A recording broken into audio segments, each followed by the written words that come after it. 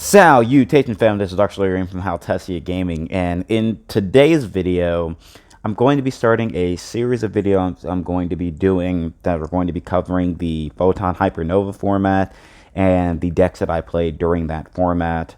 As you all know, Cyberstorm Access is legal now, and I will definitely be making videos covering, Cyberstorm Access.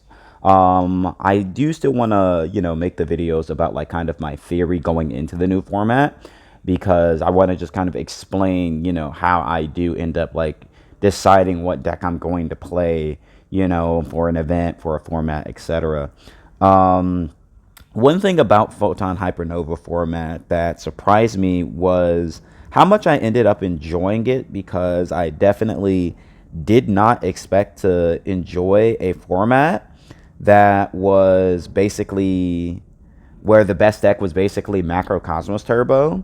But an interesting thing about it was that I noticed that over the course of the format, even like Cashtiro was like simultaneously not very well represented, but also like very represented as well. Like you always saw it, but you never really played against it that much.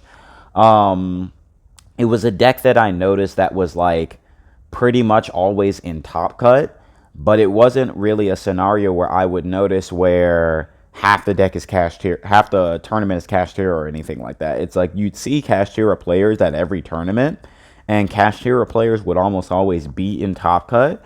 But one of the things that I would always notice was that there would be not that many of them in top cut.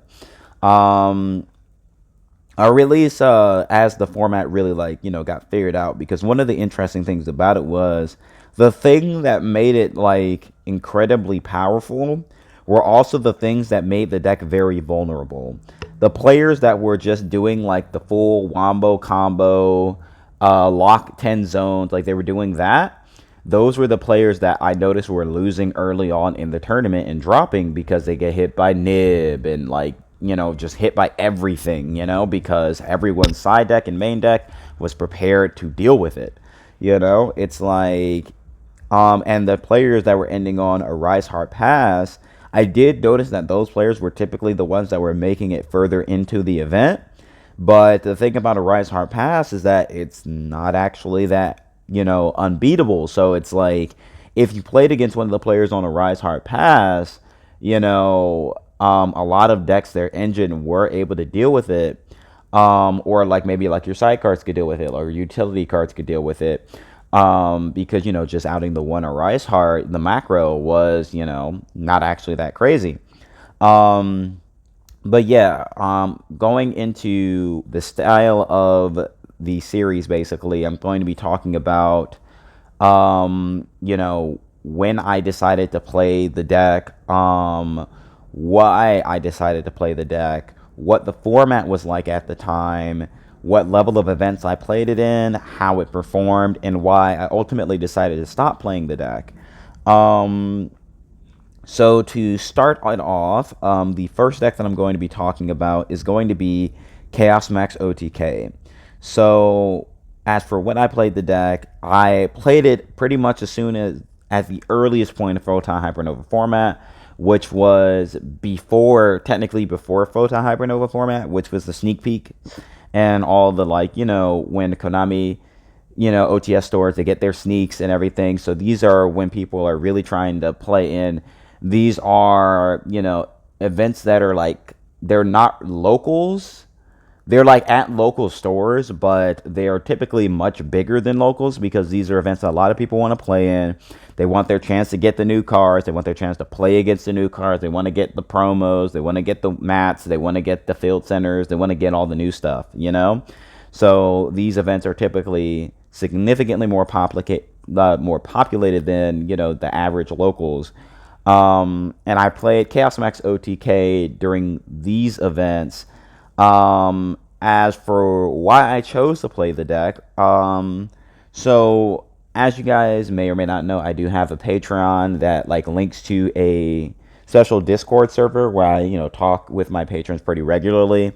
One of the topics of discussion that was being had was the different levels of Blue Eyes deck that you can play in the modern era, and basically I was building a tier list of the Blue Eyes variants and talking about the pros and cons of like the variants that I think are, that if you were going to play Blue Eyes competitively, this is how you would build it, right? Those different styles of decks and the pros and cons of each variant and how viable I think they are in comparison to each other. I was doing this for a video that I didn't end up like finishing and uploading to the channel. But my patrons have mentioned that they do want me to like make this into a video because they have expressed interest in it. So I probably will end up doing something with that. I'm not sure of the timeline, but it's an idea in the tank. So yeah, when talking about the Chaos Max OTK, one of the things that I realized was that the deck actually seemed pretty strong and a lot stronger than I had, considered, because I was talking about a lot of the pros and I was just like, wait a minute, this sounds crazy actually. Because, it has like 9 rotas. It's hyper consistent, like has like 9 rotas, so it's like hyper consistent. The thing it does, like if the deck is able to do its thing, it just wins the game. The game plan of the deck is to win the game immediately. And it actually does have a lot of like backup plans. So even if you aren't doing the I win the game instantly plan, you still have a lot of avenues to win the game. You have a lot of backup plans. There's a lot of like, things you can do if you get stopped. And these are a lot of the things that I look for when I'm thinking of whether or not a deck is viable or not. Does it fill out these checklists? And Chaos Max OTK was filling out a lot of those checklists. So I decided, you know what? I'm going to play it and I'm going to see how it performs. And it ended up doing all right. Well, it did a lot better than all right, but I'll get into that in a bit. So what the format looked like at the time, as I mentioned earlier, this was during like the sneak peek period and like the very beginning of the format. So everyone's still trying out new stuff. They're, really trying to see like what's good, what's not, because we don't know yet because it's a new format. The expected best deck is Kashtira, so that's like the overwhelming majority of the field. As we ended up finding out later, Kashtira was actually one of the best decks of the format. Or there were also a couple of other, there were a couple of other decks that I ended up seeing over the course of this period that I played, because I played it for about like 2 weeks, during like the sneak peek weekends and like some locals at the time, but obviously we played against Kashtira, but a couple of other decks popped up that came out of Photon Hypernova. You had like Scareclaw, that ended up becoming really relevant. I saw a lot of people playing Scareclaw and like Scareclaw variants. There was Pure Dogmatica because of the release of Albazoa. I noticed a couple of people were on that deck with like Secret Village. They were like doing like the extra deck rip and things like that. So that deck was around for a bit. Beginning of a new format, a lot of people pivot to control decks. So I saw a bit of control. And then, you have like the people who are still playing decks from the last format.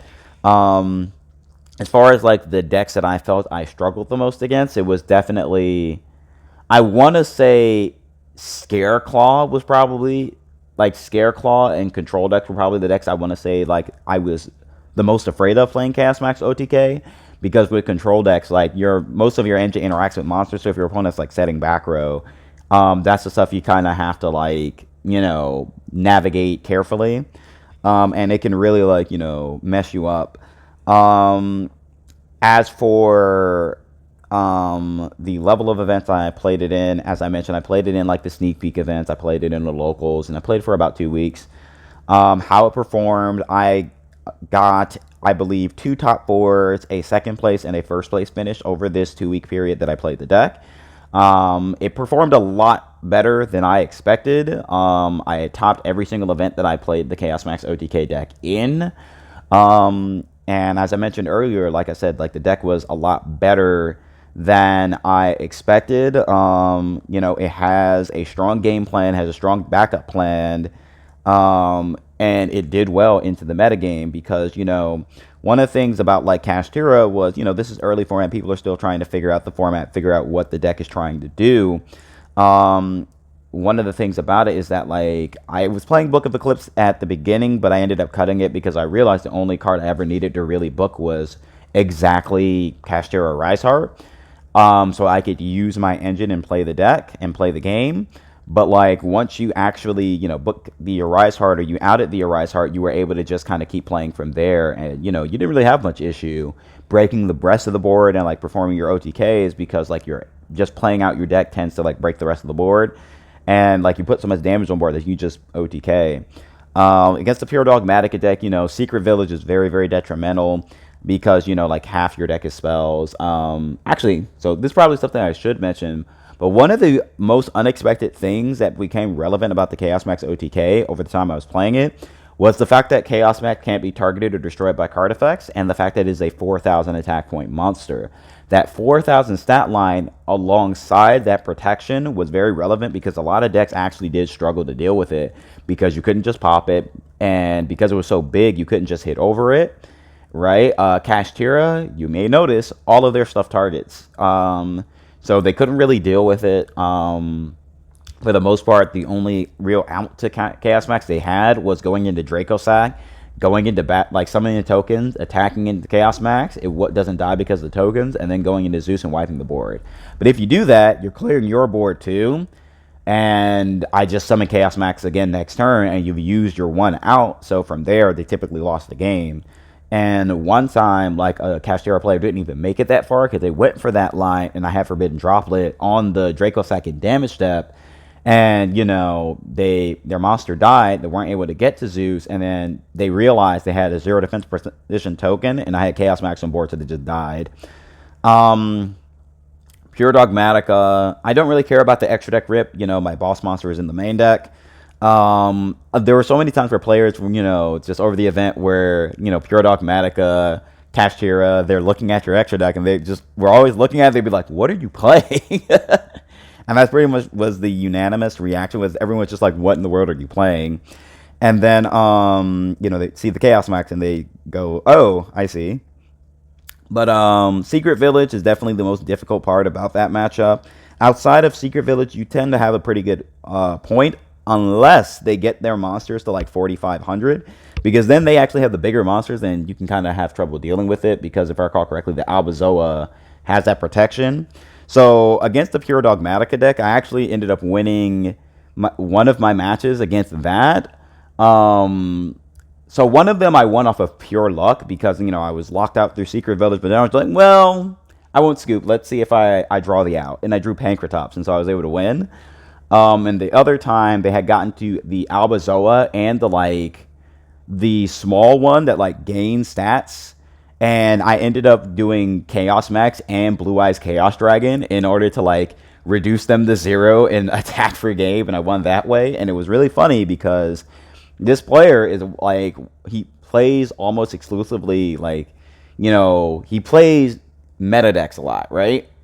And he's always trying, playing either meta or just barely outside of the meta decks. And it was really funny to hear an actual competitive player point at Chaos Max and say, that's the most broken card I've ever seen in my life. Now, obviously, there was some salt fueling that statement, but it's still a really funny statement to hear. Against Scareclaw, that was another one where there were relevant interactions. I think it's called Tryhard, but the Link 3 switches your monster to defense.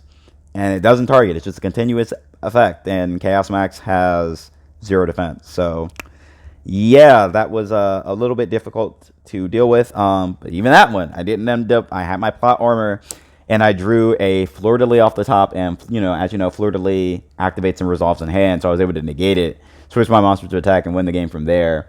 But, yeah. As for why I ultimately decided to stop playing the Chaos Max OTK, a lot of that was because of the fact that it was, beginning the format, want to try out new decks, want to figure out, what deck I'm going to end up playing over the course of the format. And I ultimately, I just wanted to try out other decks. So it's not necessarily that the deck wasn't performing. The deck, performed very, very well. I liked it. But yeah, that's going to be it for this video. This video is covering the Chaos Max OTK, how I enjoyed it. As I mentioned earlier, I don't know if I mentioned it, but I want to cover between 1 to 2 decks, depending on the length of the video. If you enjoyed this video, please leave a like, comment, and share it with your friends. As I mentioned earlier, I do have a Patreon. The link will be in the pinned comment. If you want to see this type of stuff, as soon as it's, conceived, see all the stuff early, not have to wait. see deck lists as soon as they go up, because there's actually the deck lists that I've been playing in Cyberstorm Access that I've taught with are already on my Patreon Discord. Like, so if you want to see it now and not have to wait for the videos to go up, you can, get in that way. But yeah, the next video is going to be a Cyberstorm Access video talking about my theory going into the format. This has been Darkslayer Arim from Haltessiagaming. Thank you very much for watching, and have a wonderful day. Please go drink some water.